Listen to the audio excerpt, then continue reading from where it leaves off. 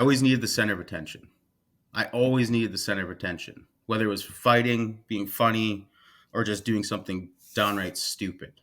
Because I just want people to look at me. And then I was always hurt. I was always getting hurt. And I would embellish it because in my mind I was like, I was fucked. Like it I was in so much pain growing up and through my late teens and my early 20s, like so much pain that people couldn't see it. So I was like, I need you guys to look at me in a different way. I need you guys to see, try and project it in a different way I possibly could, right? And I came up with various routes to do that. I like Phil's old party tricks. I used to eat beer bottles, like right from the stem, and just crush beer bottles, and my whole mouth would be bleeding, and everyone's laughing, and I have everyone's attention. Everyone,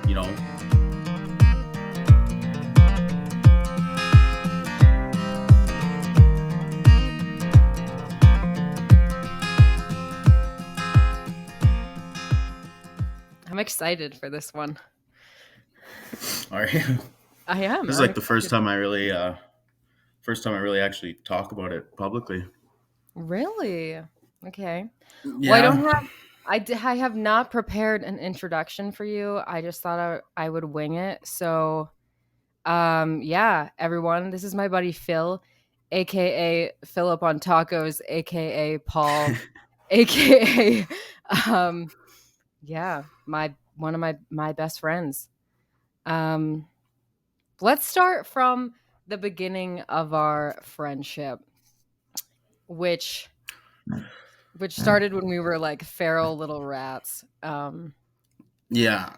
Do Little you, little kids running around with too much liquor. yeah, do you remember the first time we met? Oh, probably 15 years old, 16 years old. Yeah, Is that right? I don't remember like I don't remember it happening, but I feel like you're one of Me. those people that I like always knew about, you know what I mean? And we probably just like crossed paths at a bush party and it kind of just was what it was. I don't know. It's weird. Yeah, typical small town shit, right? Yeah. One day you weren't in my life, the next you were. Yeah, exactly. That makes sense. Yeah. And then we became close when like after I graduated, um, I started hanging out in Esterhazy all the time, and then we became closer, Hmm. and then we really became feral little rats. Then we started terrorizing the villagers. Yes, yeah. Um, Yeah. and then we disconnected, and I went pipelining, and you were still in Esterhazy, I believe, and I don't Yeah. know really what happened to you in between those times, but then we reconnected like 6 years later. I don't know if it was sick. I remember you coming home from a job and partying at Round Lake Bar with you. Oh I yeah. remember you coming home, called me, and we met up and we went on a good, nice little tear. And then, yeah, I don't think I was too far behind you into the pipeline world. Probably a No, but couple of years. we didn't like connect right away pipelining because you were working elsewhere, and then we both ended up working in Edson together. Not Yeah. together, but at Yeah. same place, same time. Yeah, Same town, different line. yeah, yeah. Yeah. Yeah. Cause and that wasn't until after rehab, Hmm. Yeah, right? that's what's the Yeah. cool. That's the cool part of the story. So tell me what happened to Phil before you went to rehab. Spoiler alert, everyone. Phil is 3 years sober. You just celebrated 3 years sober. Yeah. February 7th, one day before my actual birthday. Yeah. It was, That's it was a birthday present to myself that I didn't know I needed at the time, I guess. yeah, that's But it was awesome. good. Um, yeah, I don't know. Leading up to rehab, it was a fucking party, that's for sure. One that didn't seem like it was ever gonna end. Um, Needless to say, I mean, always been a big partier since I was 16. Alcoholic since I was 16 years old. Drug addict at 19 till I was 26. Um, yeah, the it's funny because I'll give you a quote that my counselor said when I was in rehab, and his biggest thing was, "What are you guys scared of quitting?" And I was like, "Well, I didn't want the party to stop. I don't want this to end. Like there is fun times as much as there was shitty times." And he's like, "Oh yeah, how's that party looking?" I was like, it's like it's me and like one other guy hammering rails in the bathroom by ourselves." He's like, "Oh, that sounds like a good fucking party." I'm like, "Yeah, I guess it's not really partying anymore." And then, I go off into this world where I wasn't actually like partying. I wasn't doing anything. I was sitting in my buddy's basement playing video games, hammering back fucking 5 grams of coke a night or over 2 nights and not sleeping for 3 to 4 days. And yeah, it was a mess, needless to say. Yeah, and then it just got super, super dark, very suicidal. Um, and it was just like one of those things that just you think you're escaping from the pain by continuing drinking and doing drugs, but you're just you're lighting that fire again and again every day, and it just gets worse and worse and worse and worse until there's a few times where I was like, yeah, this is it. Like tonight's the night I'm going to do it, and then pass out and you wake up another day. But the last night I drank, yeah, that was it for me. I went out partying, ended up grabbing one of my best friends by the throat and was like threatening to beat him up. So I got kicked out of there, drove home, which was a very reoccurring thing for me, driving drunk and fucked up. And made it home, was like, oh, I'm out of coke. I better go get some more. And tried leaving my farm, didn't even know which way to go. Took off down the back road the wrong way, drove through my electric fence, wrapped it around my axle about, I don't know, probably 200 yards of it. Tried getting back into the house, hit the ditch again. Someone came and pulled me out. And as they were pulling me out, it was like 7 in the morning. Sun was starting to come up. My parents are coming from the lake to town and they see this happening. So I rip back into my yard. I drive it all over the place, and my mom chases me down the house. We get in a huge fight, and it led to some fucking scary shit. At the end of it, I was holding a knife to my neck, and I don't like in front of my own mother, mind you. And I remember like being so outside of myself. I'm watching the scene happen, and all I could think about was just like, drive that knife through your fucking neck, you loser. And like, I don't remember much, but I like vividly remember that moment. And she stayed, like, I ended up passing out in the basement somewhere. She stayed with me all next day. I didn't wake up. And then I had to go to Swift Current for a job. And she'd been hounding me to go to rehab for 5 years now at this point. And I was driving to Swift Current by myself, and I was done. I was done. I was like, this is it. I don't want to do this anymore. I don't want to be this person. I became everything I fucking hated. Um, yeah, it was just dark. It was super dark. So I made a call to one of my good buddies that actually went to rehab, and I said, you know what, man? Like, I'm done. Like, what do I do? Just tell me what to do. I'm in. He's like, okay, well, this is where I went, and this is how we did it. And I was like, okay. And then he told me, it's a little bit of a wait to get in. It's a kind of a higher end place. Okay. On the phone with someone else, one of my good friends out of Edmonton, Maddie. And I said, okay, this is it. Like, I'm done. I don't want to drink anymore. I'm like, I'm going to fucking die or I'm going to kill someone else. She was on the phone. And between the two of them and my mom, they had me in rehab in 3 days. Hmm. And so I went to my mom's and I said, okay, this is it. I'm staying here till I go to rehab because I can't be by myself. I can't, like, I don't trust myself. And she's like, okay, well, we're flying you to Nanaimo. I was like, okay, I'm 26 years old. I think I can manage a flight. Nope, flying you there. thank God I had a 2 hour layover in Calgary. And I remember looking at the Chili's in Calgary airport, and I was thinking I could slam some fucking seizures again and get on a different flight and go somewhere else. So I'm very grateful for my mother. I don't think I would ever got there if it wasn't for her. But yeah, that was leading up to rehab. So it was a whirlwind. Spent my 26th birthday locked up in my parents' house because I was too scared to go and get annihilated. Yeah. By the way, your mom is amazing. The first time I met your mom, I'm sure I can say this story. Um, we were out. Allegedly, there was fighting going on at a bar somewhere, and we showed up to your mom's house at like 3 in the morning, and she just got up and like helped bleeding hands and was like making had pizza made for everybody. I remember that night like so vividly. Your mom was just like your mom is amazing. Your mom is like the ultimate of all moms. Um, so yeah, Oh, she's been like incredibly supportive through all of this, from what I can see, anyway. well, it's like I said, I honestly wouldn't be sitting here today if it wasn't for her.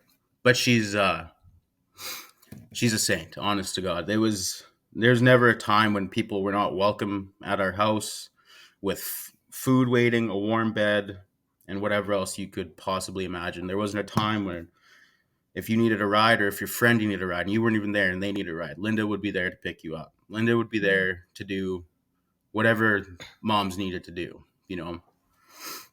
She's amazing. Yeah. And I owe a lot to her. I've definitely given her way too much shit over the years for how much she's done for me.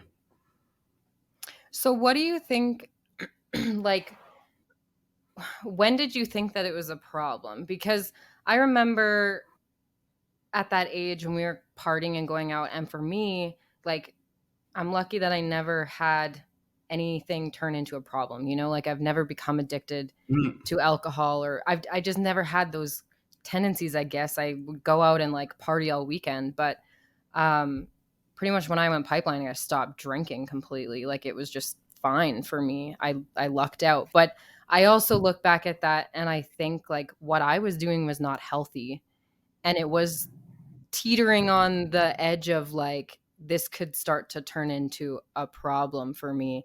And at the time I looked at it as like I'm just being a young kid and this is just fun. But when I got older I looked back on it and I was like I was actually a pretty sad kid and that was not fun and that was not cool to do. So like what was the moment when you realized that it was like being taken too far or that it wasn't fun anymore? Like do you remember that happening? I mean, honestly, I can remember back to like me being 18, 19 years old, and I'm like, this is a fucking problem. Like, there was in grade, no, I was in grade 11, and my buddy was in grade 12. And in school, while we were in school, high school, we were drunk 3 months straight. Hmm. Like, that's like, it's little things like that. And it was hard for me because everyone around me seemed like they could turn it off. They'd be like, okay, like, no, I'm good. I don't need to do it, you know. And like for me, I was like, no, like, let's keep this going. Like, this feels good. Like, it feels like we're getting rid of problems, but it was never like I've had issues since I started drinking, of being explosive, fighting, taking anger out on people, and just being stupid. Like, I always had to be that funny person, or I always needed the center of attention. I always needed the center of attention, whether it was fighting, being funny, or just doing something downright stupid. Because I just wanted people to look at me. And then I was always hurt. I was always getting hurt. And I would embellish it because in my mind, I was like, I was fucked. I was in so much pain growing up and through my late teens and my early 20s, like so much pain that people couldn't see it. So I was like, I need you guys to look at me in a different way. I need you guys to try and project it in a different way I possibly could, right? And I came up with various routes to do that. I like Phil's old party tricks. I used to eat beer bottles, like right from the stem, and just crush beer bottles, and my whole mouth would be bleeding, and everyone's laughing, and everyone.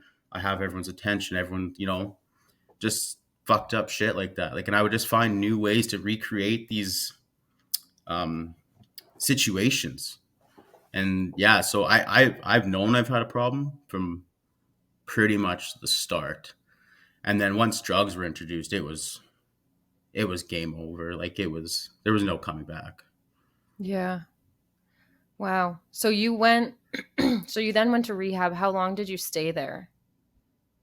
50 days, Okay. seven, or it's a 7 week program, and it's I wish I could tell you stories from there, but like due to people's privacy and stuff like that. But it's a wild thing to go through because it's 7 weeks. If I were to tell you we're gonna hang out in 7 weeks, you'd be like, oh, well, that's not that far away. Like, that's totally manageable. It felt like a fucking lifetime. It just, like, it seemed like when I got there, I was like, this is never gonna end. You just felt trapped.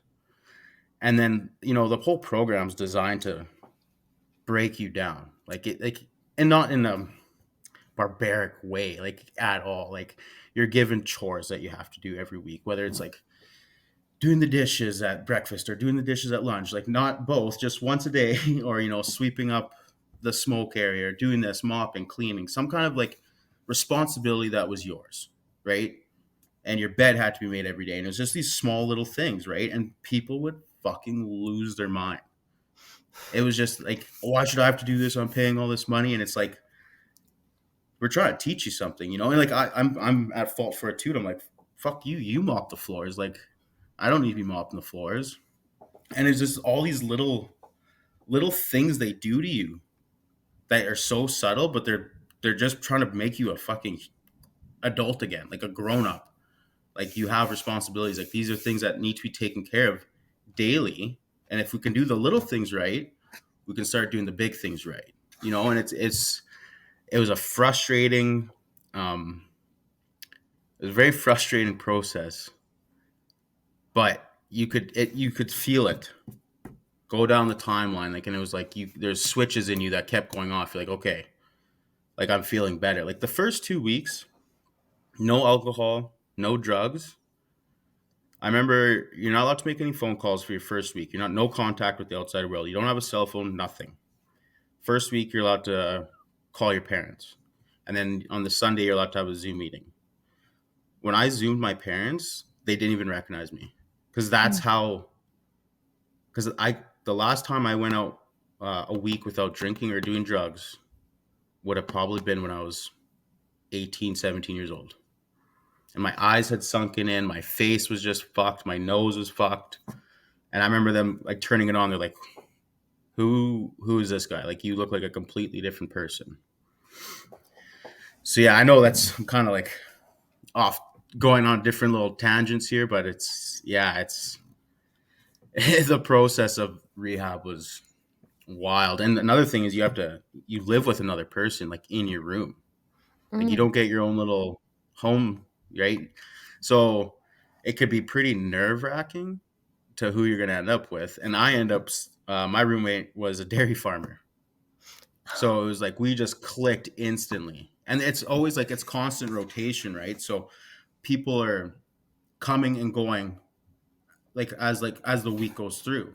And we both end up coming in on the same day, which is not normal that we both be roommates. And after your 3 weeks, they put you in the basement because they trust you a little bit more. You're not so much of a flight risk, I guess, at that point. And usually you have to switch roommates because people become dependent on your roommate. And Mhm. that's not good. Like, you have to be self sufficient. You have to know how to, like, talk to other people, socialize, right? And we end up staying together the whole 50 days. And I tell you, like, I think if I wasn't roomed with him, I don't know if I would have got through it, because he taught me a lot and I taught him lots, and we were able to communicate through our addiction very well and get through our problems together, but still be able to socialize with everybody. Mhm. So, like, those were big key factors for us.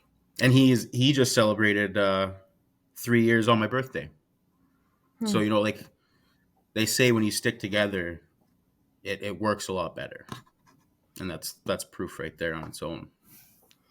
So, yeah, that was another thing I kind of wanted to talk about because I mean, you hear stories about people going to rehab like, three, four, five, six times, and or even just going once but having a relapse and then kind of bouncing back. And you haven't had a relapse since you got out. Like, No. to me, that seems from my experience of meeting people, that seems pretty rare. Like, usually the first time around, you're pretty likely to have a relapse, right? Yeah, I'm not gonna sit here and gloat and say I'm some kind of miracle, because I know people that are on the same track as me who've done it, rehab once, and they're good. But that's definitely the case. I was in rehab with a guy that was his 17th time, Hmm. 17th time trying at it, and then another guy. He was 70. He was is in his 70s, and he was coming into rehab. And I was like, in my head, I'm like, what's kind of the point, man? Like, you're kind of like last legs here. Like, why not just? But it was he wanted to do it for his grandkids and his children. He didn't want to die this way. He didn't want to die everyone hating him and being the miserable prick that he was. And those were literally his words, not me. And he had been 14 years sober, and he was sober through a divorce. And then in his late 60s, he went for a bike ride through Argentina, like motorbike ride through Argentina, and he had half a beer, half a beer. That's all it took, half a beer, and it soared him right back down the path. And I only tell that story because that story resonated with me so much. Because like, to see where he was at, and that was all caused by just having half a beer. It just, it triggers that part where like, it's not a possibility. Like, there's no, oh, you know what, eventually I can have a drink. Oh, okay, maybe down the road I can manage my addiction. No, it's not the case. Like, once an addict, always an addict, right? And that, like, those little stories from, like, we have group therapy, so it's like six guys in a room, and we just talk about the shit we've done, or like our history and stuff like that. And you'll have grown ass men crying on your shoulder, and people might laugh at that and say, oh, that's weak and stuff like that. I don't think there's anything more powerful than that vulnerability between friendship and men, like actually getting down to the root cause, and having a place where you can physically and like emotionally get that shit out. So like, that was another huge part of rehab, is going through those processes 3 times a week. And like, it's a constant revolving door, so there's new people coming in and out. So you have your vets in rehab, then you have your rookies, and it's amazing what can happen in those group therapy sessions. Actually, Hmm. it was a big part for me. So, what was like, because I know you've done a lot of mental health work too, and what was that process like for you? Like, was there a lot of things that came up in rehab that you had never worked through, or is that something that you kind of focused on when you got out, or what? Yeah, no, we cracked the band-aid on that one in rehab. I was fortunate enough to have a counselor, and he was just this little guy, but he was hard as a fucking nail. He didn't have time for bullshit. And my first meeting with him, he looked at me, he said, okay, man, we have 50 days to do this.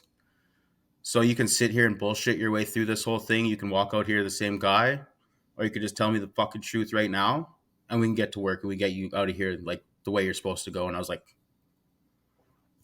easy, but okay, what do you want to do? And it was as simple as that, because my whole life consisted of me just bullshitting my way through everything. You know, just like, I didn't know who the real me was at the end. I had no idea, because I had created different personas to just be somebody that I liked or that other people liked, so I could be this comedy phenomenon through the groups, and you lose yourself. And it was nice to have someone who sat there and was, cut the shit, let's get to work. Very fortunate to have that. So yeah, we ripped the band-aid off early in rehab, and I'm very thankful for that, because 50 days is not a lot of time to actually get through that. So, and it wasn't. When I got out of rehab, I went to therapy right away. I started doing once every 3 weeks therapy sessions, 2 hours long. And that helped a lot too, because there's still, because what happens is you open these wounds and they're not healed. Like it's impossible to heal something in 50 days. It's the mental work doesn't end. And I honestly believe it never ends. It's something you have to continuously work on through life, because there's always issues and problems. And if you want to keep becoming better, you have to learn how to properly navigate through those issues, right? It's not just one and done. It's something that you should progressively work on throughout your whole life. And then that's just to become a better version of yourself. That's the only way I see it. Hmm. Yeah, I almost think about like having a therapist as going to the gym, you know. You're maybe not doing it every Yep. single day, but it should be the same, like it should just be part of your routine to do that. Um Yeah. so what was childhood like for you? Because I don't know little kid Phil. Uh, little kid Phil was very sad. Very sad little boy. I won't dive into it too much, just because I don't know. It is what it is, right? It was very hard for me and my siblings and my mother. It was very confusing.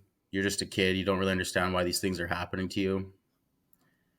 And yeah, just yeah, I'm not gonna dive down that rabbit hole too much, but yeah, we moved to Estrazy on this guy's farm that my mom was dating, and he ended up just being the world's biggest piece of shit. Just verbally, physically abusive. Knew how to manipulate to a T. Knew how to get whatever he wanted. He had everyone fooled around him. He had the rest of my family fooled. Like everyone thought he was such a great guy, and I don't know. I don't know how he did it, but he did it, and it caused a lot of trauma. Right? I was very young, and for me, I think I couldn't do anything about it. I was way too small. I think we lived with him till I was 4 till 11. Just a little tyke, you know. Got to protect myself, and the worst part is I couldn't protect my brother and my sister.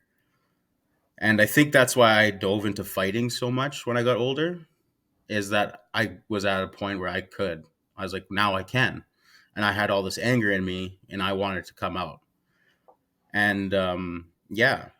And you know, like from that stemmed a lot of problems with my mom. I didn't like her for a very long time because I blamed her for it. I like, why would you let that happen? Why would you let that happen to your kids? And it wasn't until I was older till I figured out that she was just as scared as we were. You know, she's trying to live. We're all in survival mode, and yeah, it's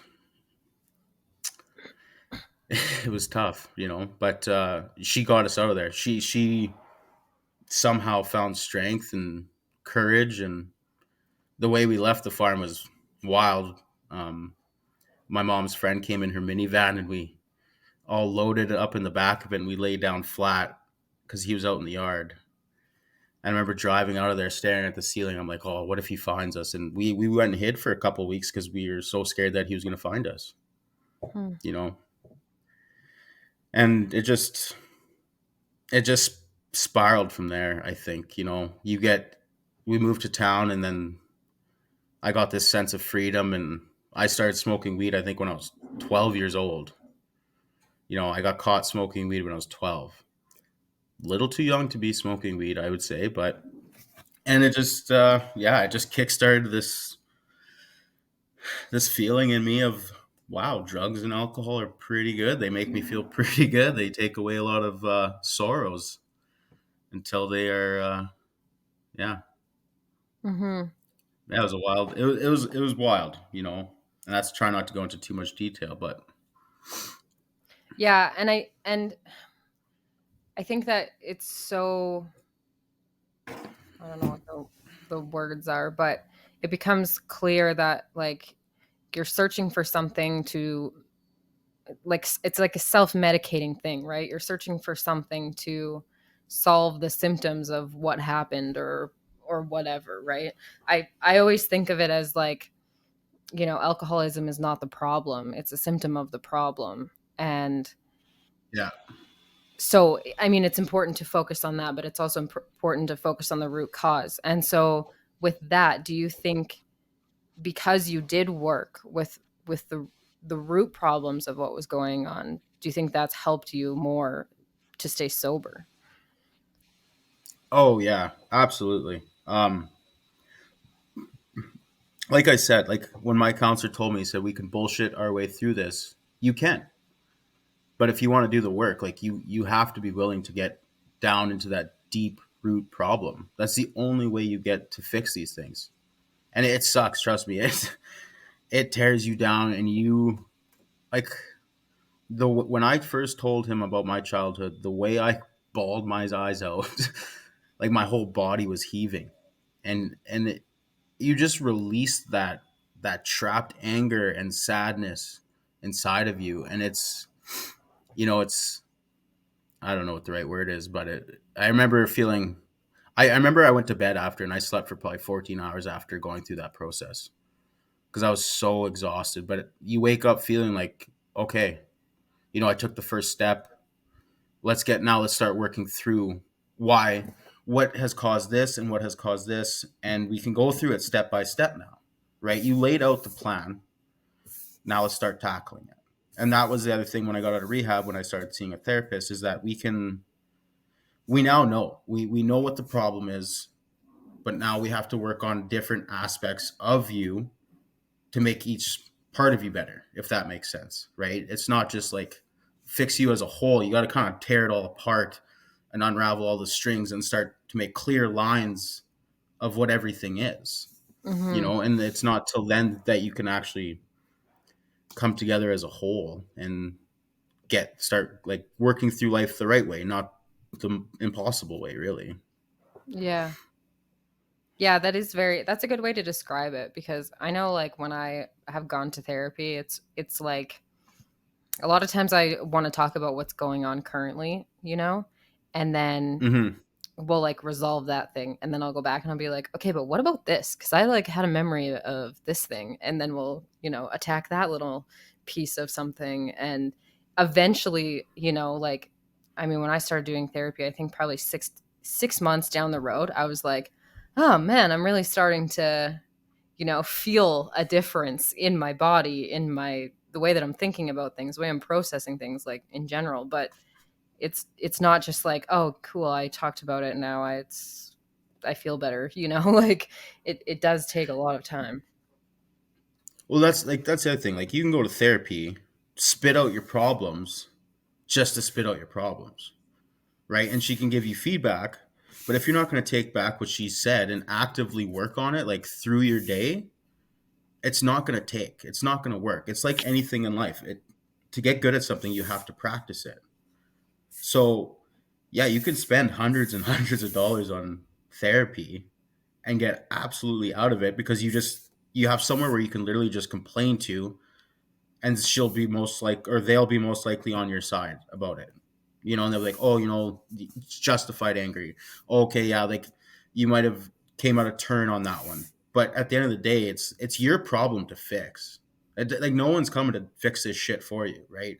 So if you really want to put in the work and get results, practice what they tell you. I keep saying she because my therapist was a girl, but you know, you have to work on it, and it's hard, and it because your subconscious, it has a response, it has a way it wants to react, and you have to actively tell it no. No, we can't do it this way. We have to reprogram our brains. We have to rewire everything. And it's a struggle. It's a difficult process. And I think that's why most people don't want to do it because it is so hard. But the benefits are astounding. Hmm. And I also think that the therapist matters. Like, people talk about shopping for the right therapist, and i Yeah. i've noticed too, like, and now I'm getting into psychology, and I've had experiences with different therapists, and kind of something that I look for when I'm shopping for a therapist is, if I'm going in to talk to somebody and they're just telling me everything I want to hear, they're not the therapist that I want. Because Yeah. a lot of times when you go in and you have a therapist that's telling you what you want to hear and they're making you feel better and they're justifying things for you, um, you're not really going anywhere, and they're happily taking $200 a week from you. Um, that's kind of what I think of it, right? But when you have somebody that doesn't tell you what you want to hear and isn't going to just justify your behaviors or your thoughts or whatever, and challenges you to think about things in a different way, or act in a different way, depending on what kind of therapy you're doing, that's when you know that you're actually going to get results. Like, they're not scared of you walking out and not paying them anymore, because they're actually doing it for the betterment of you, right? So, Yeah. And that's so true. It's not like you're just gonna looking on ads on Google and be like, "Oh, here's a therapist. Pick this one. Done." No, it's not how it's gonna work. It's you're gonna probably have to do a couple sessions with one or the other, get a feel for them, and it can be a grueling process in its own. Before you even actually start therapy, picking a therapist is going to be a process. Like I said, the my counselor slash therapist that I had in rehab was this hard, stern guy that didn't take shit. That's exactly what I needed at that time. And then when I got out of rehab, I had a woman who was softer spoken. She was a little bit more nourishing, and that's what I needed because I had what essentially what I had when I got out of rehab was this scared 10-year-old kid still inside me, figuring like not knowing exactly what to do now. Like, okay, so where do I go from here? So now I need to heal the child in me, basically, right? And so going to her, that really helped because I needed that nourishment for a little bit. And then when I didn't need it, okay, then we move on to the next one, and then we start working on the different parts, right? It's never going to be one therapist, work through it all, done deal. It wasn't for me, anyways. Maybe people are fortunate enough to find that, but it's yeah, like you said, it matters. Go shopping for your therapist. mhm. Yeah, I've outgrown therapists. That's what I call it. I'm like, okay, I've outgrown them. Not that, Mm-hmm. they're just, you reach a point with them and then you're like, okay, now what? Because I've kind of achieved what I needed to achieve with you, in a sense. And I've tried like different kinds too, because it is so true about healing the kid part of you, right? And so, Mm-hmm. um obviously there's tons of different perspectives to go into with it. And I've found a lot of success with somatic work, actually. I don't know if you've done anything like that, but I I haven't. no, You it's want to briefly touch on that? um somatic work is like more focused on the body, and the Okay. and it relates back to, the child in you, right? Because when you act on something, your instincts are almost coming out of the child in you, in a sense, Mm-hmm. if that makes sense. Because when you're young, your all your neural pathways, all of your everything is developing at a very young age. So whatever is happening to you in those years is shaping how your wires are being developed and created. And so a lot of times when people kind of get this misconception of what's going on when they're an adult, and they, like, have these reactions to things, it's because of what happened when you were a kid and the defense mechanisms that your body created for you to protect you from what was happening, right? So somatic healing is going Mm-hmm. like back to the body, and I've done a lot of it's almost along the same lines of like chakra yoga, if you want to think about it that way. But I do like somatic workouts, and you look like a fool. Okay. You look like an absolute fool. Like, I follow this like structured thing or whatever, right? And it's telling you what to do, and you're like wiggling like a worm and doing all these ridiculous things. But um, you do it for a couple weeks, and then you're like, wow, I feel really good, and I've released a lot of things out of my body. So, yeah, I Mm-hmm. make sure that nobody could possibly walk in on me acting a fool, but it's proved to be helpful to me. So, Well, that's like that right there is you venturing out and looking for different ideas. Like you're still trying to continue that mental health, that physical growth. Like it goes like I find physical and mental health go hand in hand. Like you have to actively be working on both of them throughout your entire life. mhm. I truly believe that, and that's cool that you found a way to kind of do it at the same time. Yeah. I've never heard of that, and that's cool. That's So cool that you were able to do that. You also started hitting the gym. Were you doing that when you were still in rehab? Yes. So in rehab, they let you go to the gym for 40 minutes a day. And it was just this dinky little gym, you know. The biggest dumbbell they had, I think, was 35 pounds, and they had some machines. But it was for probably like quite a few of us in there. It was like the 40 minutes of the day were like we looked forward to because you know it's you do so much mental work that you get so mentally exhausted. But there, you could just kind of shut down and just move your body, right? And that's like moving your body is one of the best things you can do for yourself. So yes, I started working out in rehab as much as you can with the gym they had, and you know it was funny because you drop a weight or whatever, and you get threatened to get kicked out of the gym because there are old little ladies working in there that want it to be very quiet, no noise whatsoever. And mind you, this was during COVID, so we all had masks on, trying to work out. Yeah, it was it was hectic. I was actually in there with a buddy of mine, um, and he did what he liked to call prison workouts. So he'd fill grocery bags with water and work out in his room at night, and you just find different ways to do that. And I was like, whatever, man. He had the blinds curtain off the wall. He was using that as a barbell with the water bags, and I was just like, hey, man, whatever you got to do, I guess, you know. But yeah, I started there. When I got out of rehab, uh, contacted my brother. Obviously, he's a fitness coach and did very well for himself with his fitness. I don't know if you ever get a chance, look him up, Mitch Manaigre. Impressive stuff, that guy. Shout out. So we made a workout. Yeah, shout out to him. He made a workout plan for me and a meal plan for me, and I was like, okay, and I stuck to it, and I ended up losing 100 pounds my first year out of rehab. Went from 330 to 230 in 1 year. Wow. Yeah, and like you said earlier, like you find the gym becomes your therapy, right? And that's what it came became for me as well. As I just it's something I looked forward to. It was something that taught me discipline and patience because you have to wait for results. You can't just expect to work out for 2 weeks and be like, okay, good. I like what I see. I'm done. You know, like that's not it. You have to be willing to be patient with yourself and the process. You have to trust the process. And so I found in my weight loss until this day that it's super beneficial for my mental health and who I am. And I like the reason I think I've become so successful is because of the work I did at the gym.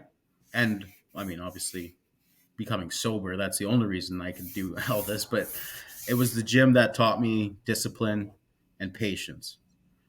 And yeah, I owe a lot of that to my brother. And to that is why I'm 29 years old and I'm in my first year of civil engineering tech right now. And, I'm I have a beautiful girlfriend who I love more than anything in this world. We're starting to plan building a house on our acreage. And these are things I could only dream of when I was in addiction. Like I would be like, oh, I hope I get this one day. And it wasn't until I got sober that I could actually start to fulfill this stuff. So Hmm. it's you put the work in, it'll come. Whatever you want. Like and it's proven that whatever you think you want in this world, you can fucking do it. You can achieve anything. You just gotta fucking put your mind to it. Like, Yeah. and it's shitty. Like I don't want to be fucking sitting in my sister's basement doing homework 5 hours a night. I don't want to be doing this shit. But it's what I have to do to get where I want. And it's put your shit aside for a bit and work on you. Become who you want to be. Hmm. Yeah, that's cool. And that's like, by the way, you're just incredible for doing everything that you have done in the 3 years since you've gotten out of rehab. Um, like, do you find now that things are like, do you have a lot of confidence in what you're doing because you've proved to yourself that you can like do whatever the hell you want? Fuck no. No. I doubt myself daily. And that's I think I don't know. I it's something I struggle with being proud of myself, having confidence. I doubt my ability probably 9 times out of 10. And in doing that, it makes me work harder. It makes me work every day like I have to prove to myself that I deserve this life. And of course I deserve this. Like I worked for it, but I never wanted to let slip or not be grateful for what I have. So I had continuous to be like, okay, you did good today, but what if we did a little bit better tomorrow? And you just create this chase, Mhm. this chase for progression. And that's what I love about my recovery is that I am constantly chasing progression. Like however I can. Like if I can find a way to become a little bit better at something, I'll do it. Mhm. And yeah, like my recovery is not normal either. Like I don't have a sponsor. I don't go to A meetings. I don't go to NA meetings. And I'm not saying don't do that. If for anyone listening, if you want to get sober, like by means, whatever it takes, get in those rooms, get to A meetings, go to recovery, whatever it takes. But for me, it's just it wasn't my thing. It sitting in AA meetings, it wasn't for me. It feels like I want to talk about what we're gonna do to get better. I want to talk about how we get better. I want to talk about things that are exciting you and that are pushing you forward. That's what gets me excited. Mhm. And so I have a good group of guys and people that I do that with is that, well, what are you doing? Like what's your next step? Okay, you're doing this. Okay, well, I'm going to try and do that. And you just create this empowerment with each other, right? It's constant encouragement. Yeah. Yeah. You're very, like, challenging of yourself, you know? And I see that when you say that you're gonna do something, you're like, I don't know, maybe this is wrong, maybe this is wrong, because I kinda do this to myself too. I say I'm gonna do something, and then I'm like, "Oh, shit, now I actually have to do it because I said it, so I gotta do it." Like. Yeah. Oh, yeah. That's the thing, right? So start to get into college, I had to go get my grade 12. Mhm. And I went to a couple people and I was like, "Okay, well, this is my plan. Like, this is what I'm thinking. Tell me if I'm wrong, but I want to get my grade 12. I want to apply to college, and this is the program I want to do." And there's a few people like, "Oh, like that's gonna be hard." And I was like, "Yeah, yeah, it is." And I was like, "Oh, okay. Well, I've told you, so now I kind of have to fucking do it because I can't just say something and not do it."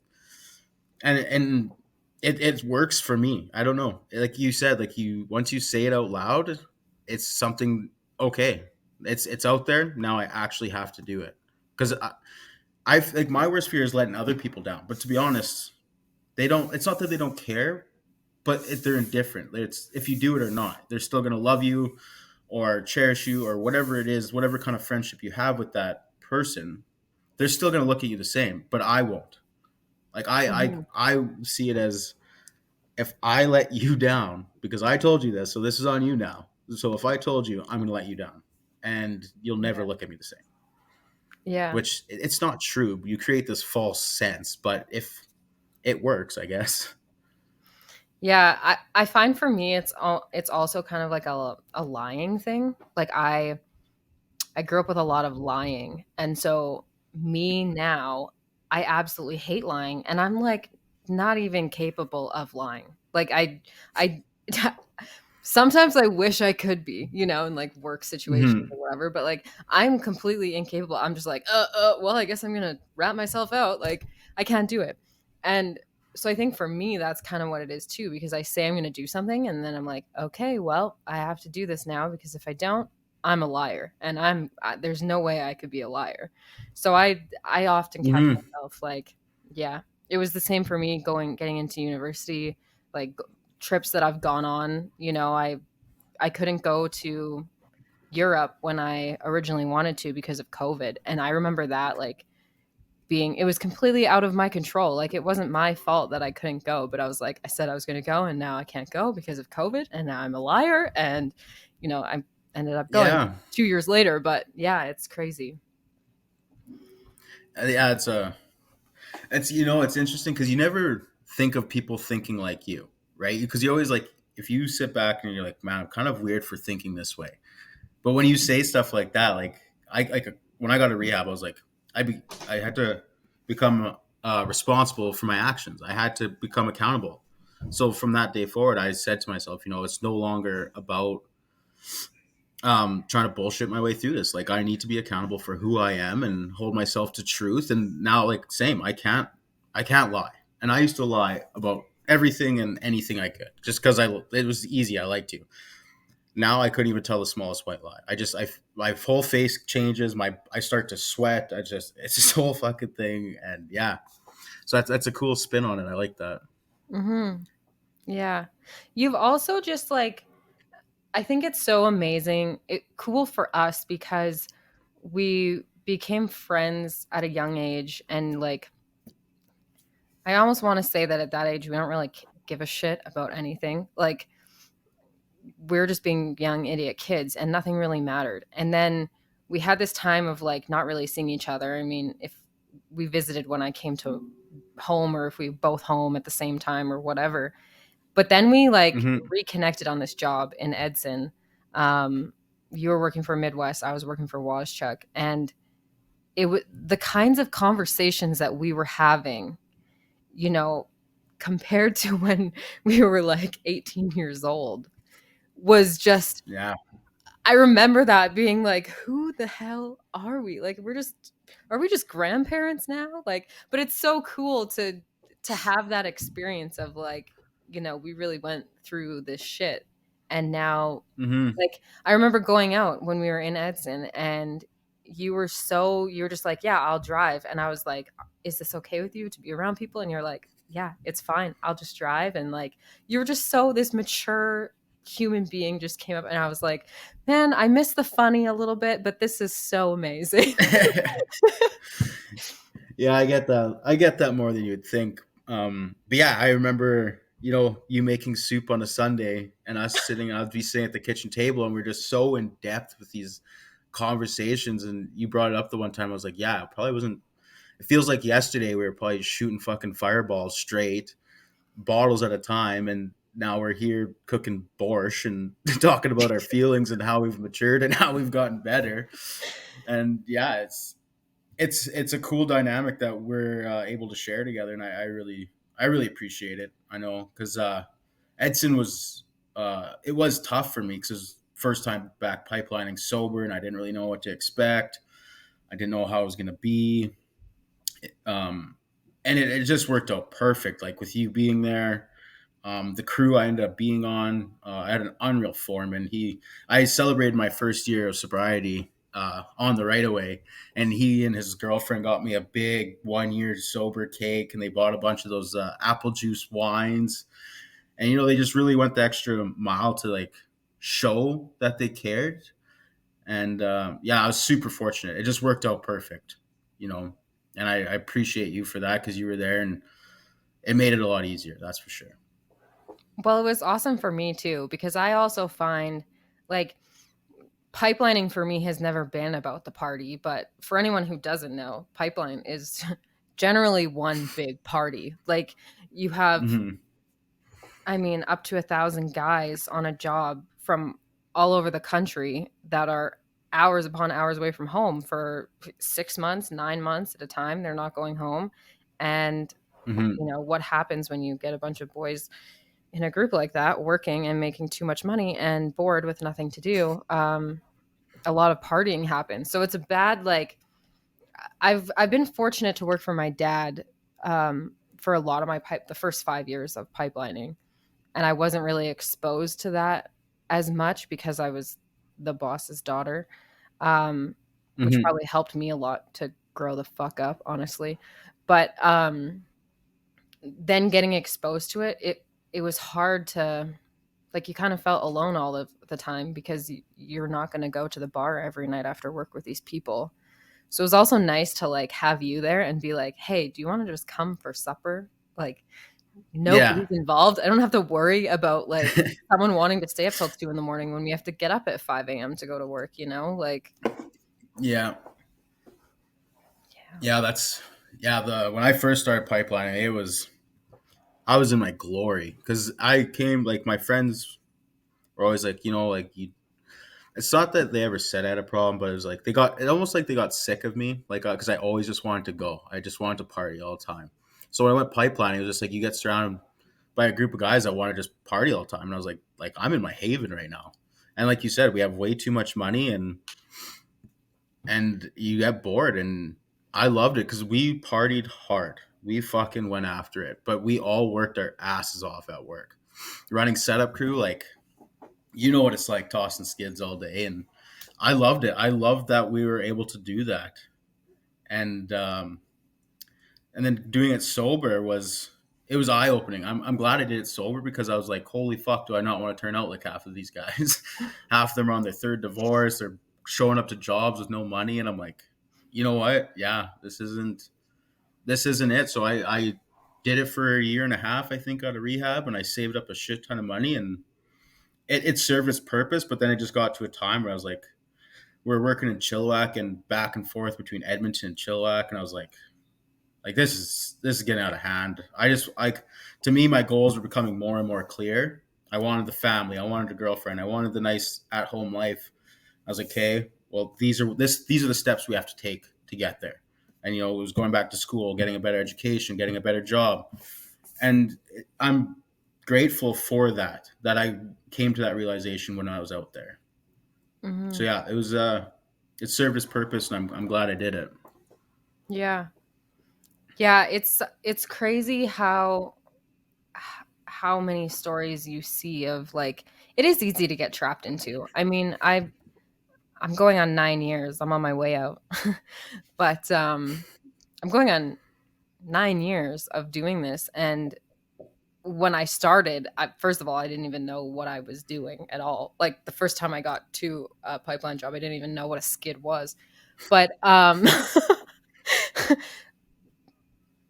but it's interesting to see how, like, I think probably seeing other people and, like, getting divorces and going through the motions of that, and leaving a job with their last paycheck and sitting broke on Hmm. the eye for 3 months until the next one, just kind of, I never wanted it to be that way. And then growing up with my dad gone, my entire childhood pipelining, I was like, I don't want to marry a pipeliner either, because I don't want that Hmm. for my kids, because I didn't like it. So I'm not finding my next the love of my life out here.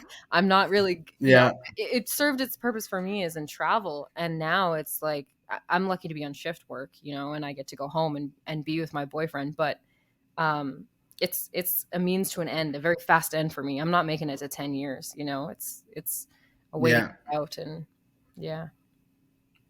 That's good. I mean, like, it's happy to hear that you have this nice escape plan, and like you're putting the work in going forward. Because I know how hard it is to work the 12-hour days, and then you're still doing homework after that, and you got to do it 6 days a week. Like, fuck, it's exhausting. Like, it's so exhausting, but you're doing it, and like you said, you're what, you had a 4.0 GPA. You said, Yeah, holding a like, 4.0. incredible. Like, that's incredible. And I can't wait to have a conversation with you in a couple. Like, obviously we're gonna stay in touch, but like, see, we are in 2 years. Mhm. It's cool. Yeah. Very proud of you. Yeah. I'm proud of you too.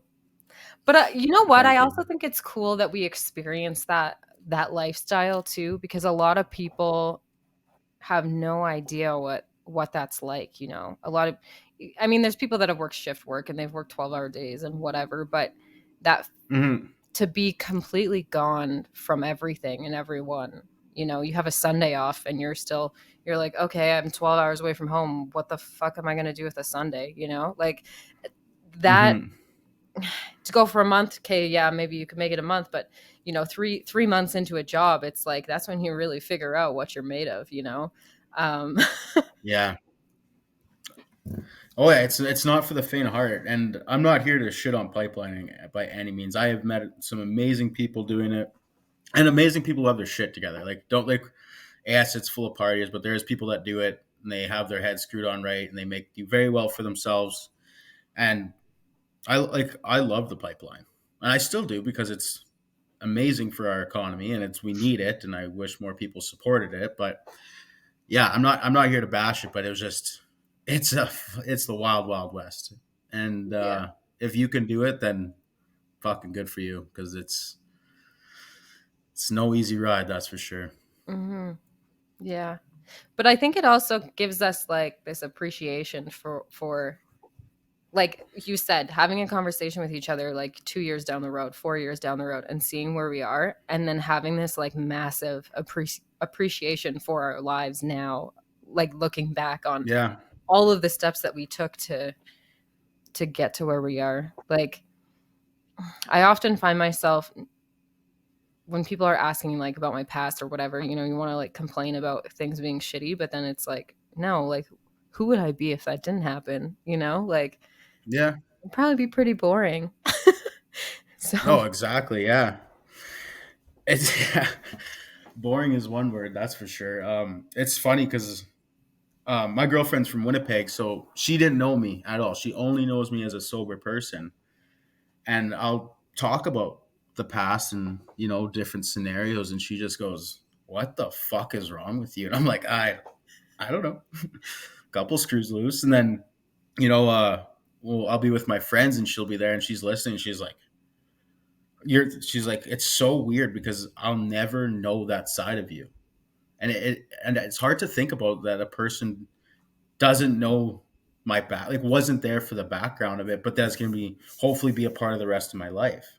And like, thank God, because she would not be here if she knew, or if she was around back in the day. Like, there's no chance in hell. But yeah, it's. I'm glad. I'm not glad it happened, but it happened, and I could appreciate that, I guess. yeah. Yeah.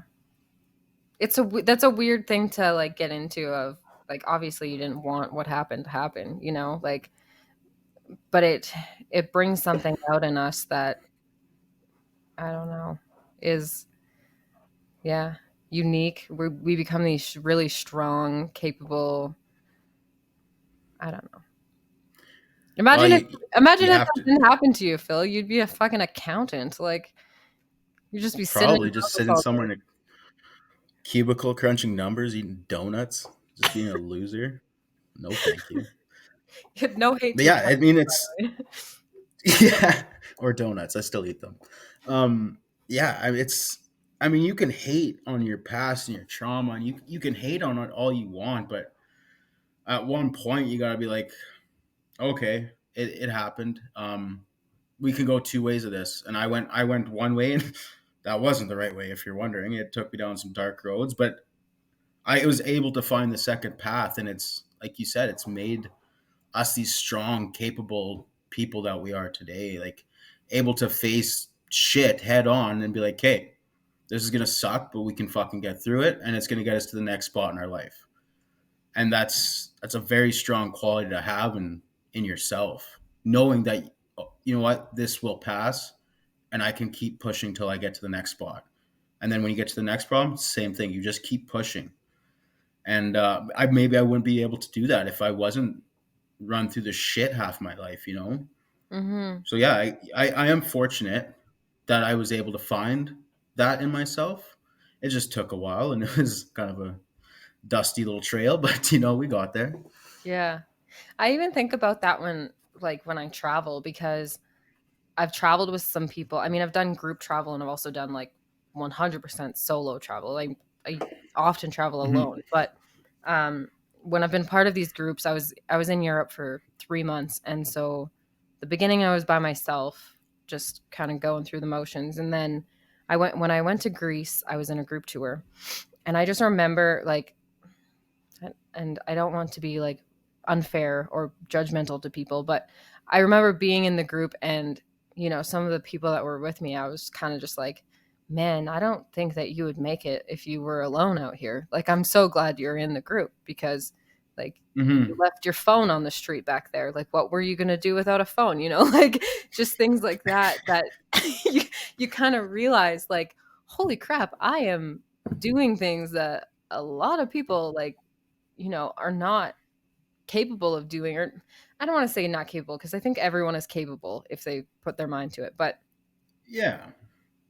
But these strengths that have be come upon me, I guess, through all of the shit is kind of like, when I had a homeless man trying to rob me at an ATM machine in Italy, I was like, this is okay. I've dealt with much worse than this. Like this scrawny little homeless Italian man is not scaring me right now, right?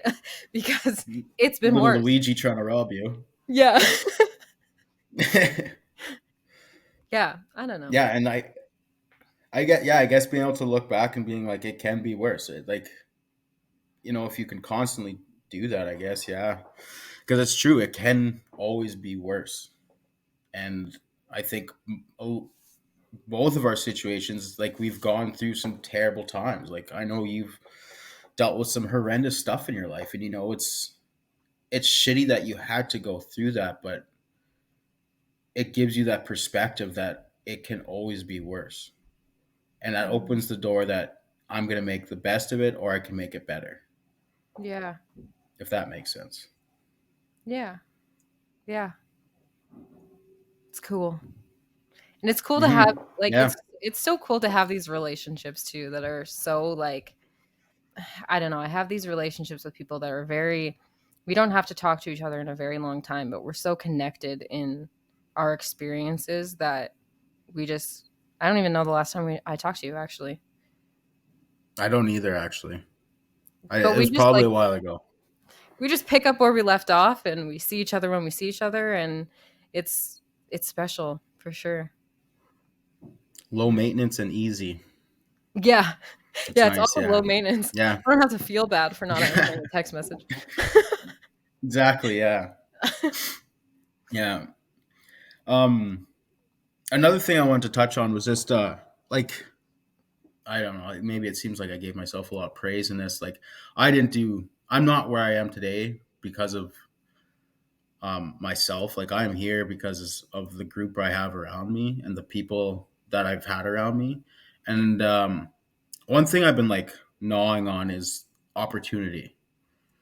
When I was in addiction and alcoholic, like, I would look at other people doing better than me. I'm like, oh, like, they, like, someone gave them something along the way, like they didn't earn it, or jealousy sets in really fast, right, like, oh, why don't I get that stuff? How come other people are getting these cool opportunities? And I was thinking about it, and then the way I got to rehab was an opportunity. I saw an opportunity, and that one opportunity opened the door to about 15 other amazing opportunities. So for anyone listening, if you're wondering, it's take your head out of your ass and have a look around and watch for them to come, because they're coming. You just have to be ready for them and watch for them. And the other thing was the ability to look around and see what other people are doing. I know, like, people get so lost in TikTok and Instagram reels, like these motivational videos, and it's like, oh, I can do this, like this famous person. But just have a look around with the people that you're surrounded by. Like, I wouldn't have went to rehab if my buddy didn't go to rehab. Him getting sober got me sober. Just one person helped another life. Um, if my good friend Courtney didn't go to school as an adult, she went when she was 30. I wouldn't have seen her been like, oh, I can do that. But seeing that she did that, I was like, okay, well, then I can do that. My brother, he lost like 120 pounds and became this shredded Hulk. And he was just a big old whale before. I saw what he did. And I was like, yo, this is possible. I can do this. So I just encourage people to, like, literally pull your head out of your ass and have a look around, see what other people are doing, and don't overcome with jealousy, but be like, learn to see how you can do the same, and then ask them how they did it. I remember, like, my friend Courtney helped me find my online courses to get my grade 12, because I was like, I don't know what I'm doing. I don't I don't know how to figure this out. I don't know what to do. And she's like, okay, here's the course, here's the links, get yourself signed up. And I was like, oh, okay, I guess we're doing this. It's little shit like that that opens big doors for yourself. And I try to push that as much as I can with people I talk to. Yeah. And it's letting go of the limitations, because a lot of times we are telling ourselves these stories that are not true, and the story is limiting us from not doing what we are actually capable of doing. Um the same the same can be said for me too. Like when I was starting this degree, like going into psychology and in the criminology aspect of things is something I've wanted to do since I was a kid. Like um embarrassing story, I used to like run around my backyard through the trees and pretend I was Harriet the Spy. Like I've always been interested in this. And so Hmm. it took me until 26 to be like, okay, I think I can do this, you know? And then it was like this overwhelming, scary, like, well, I don't know if I even know how to use a computer because I've been like working in the bush pipelining and like I have no idea what the fuck I'm doing. I've pen to paper, dude, my whole life. And, you know, now Yeah. I'm 27 with a 4.0 GPA, not to like talk myself up, but it's because I stopped allowing things to limit me. And if I hadn't have done that, I'd still just be pipelining without a plan, you know? Yeah. Yeah. Going through life just thinking you're doing what you can do, right? Yeah. And like you said, limiting yourself, that's the perfect word. Because in our own head, like till this day, I'm still like, I can't do this. Like I'm almost done my second term. I passed the first term with a 4.19 GPA. So in Manitoba, 4.5 is the highest. So it's not as good as Ella, but I'm still top of my class. And I still like, I'm not capable of doing this, but it's these voices in your head that you got to tell, shut the fuck up and keep going. Like anything you want is possible. And I know that sounds cliche, but you know what? It's fucking true. So take what you want from that information. Yeah. That's awesome. Well, we're just a couple of rock stars. Trying to be. Yeah. More Yeah. like the Nikki Sixx of rock stars, I guess. Oh man. Well, thank you very much for doing this with me. Um, Oh, no I problem. It's just, an honor. Thank you for having me. I just love you so much, Phil. My fill up on tacos. I know you hate it when I say that to you. Oh, it's okay. Some things aren't meant to die. Yeah, exactly. I'm gonna hold on to that one. Good. But yeah, thank you everybody for tuning in and listening to Phil's amazing story. He is one of the most inspiring people in my life. Um, I brag about you all the time to people. So Do just thought I'd you? let you know, yeah, talk about you behind your back. Best kind of friends. Yeah, that's right. But yeah, thank you so much. Thank you everyone for listening, and we'll see you next time. Peace out. Peace out. Simple as my mama said when I was very young. She told me not to worry, son, one day you'll be someone. But here I am at 21, as loaded as a stagecoach shotgun. I'm sorry, mama, please don't look at me.